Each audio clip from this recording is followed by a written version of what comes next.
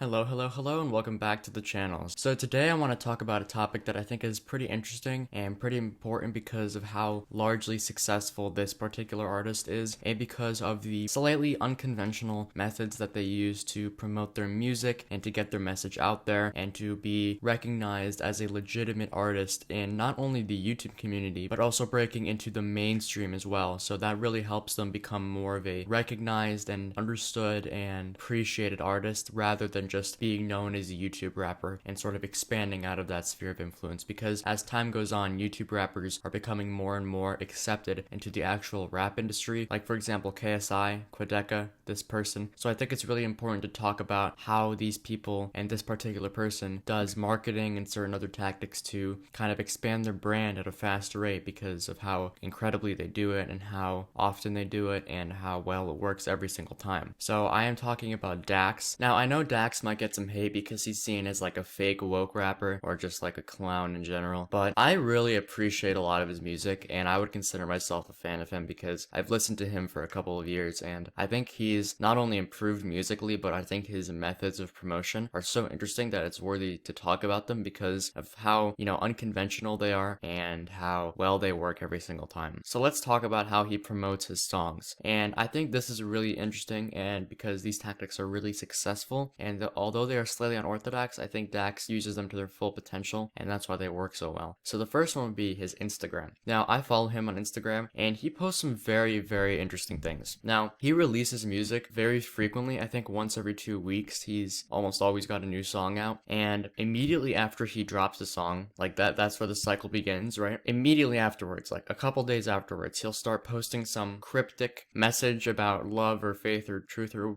whatever what he's talking about. Or in the case if it's a banger, he says, y'all don't want bars or something. But I think the methods that he uses, like for example, saying his audience doesn't want something, because anytime you tell someone that they don't want something when they don't know what that something is, they're going to instinctively want it because of the exclusivity feeling and the feeling of getting something that maybe no one else does. And so through these cryptic and deceiving and enticing Instagram stories, he can lure people in to be following him and paying attention to what he's saying and kind of understanding what his next single or what he's going to be doing next is going to be. And I think that's a really, really smart tactic because it not only draws people from his fan base in, but also new people, because not only is his Instagram growing fast, but his YouTube is as well. And another thing I think he does really well is on YouTube, whenever he drops a song, he always has a certain amount of likes that he wants to get, because, obviously likes get promoted in the YouTube algorithm, and they get him exposed quicker and faster. And he usually achieves these goals like without any issues, hundreds of thousands of likes. And the dislike ratios on these videos are usually very small, so it'd be like 250,000 likes and maybe 2,000 dislikes. And I think this is all crazy because he's able to captivate and motivate his audience so much that he can just make them deliver on a very, very difficult goal of a certain amount of likes, because not every person who watches a video likes it.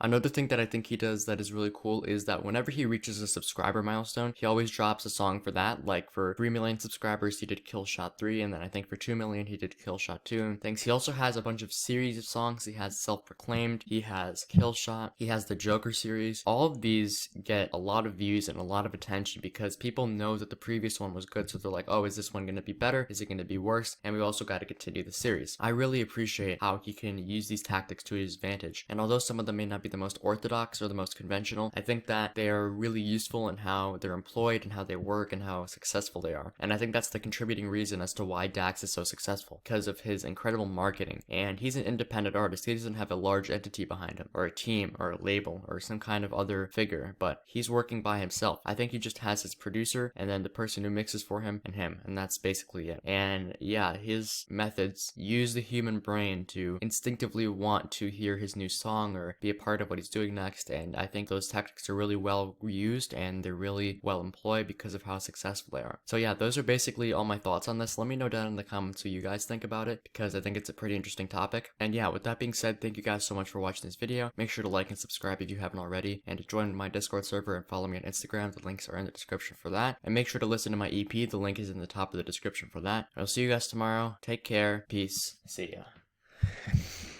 Dax.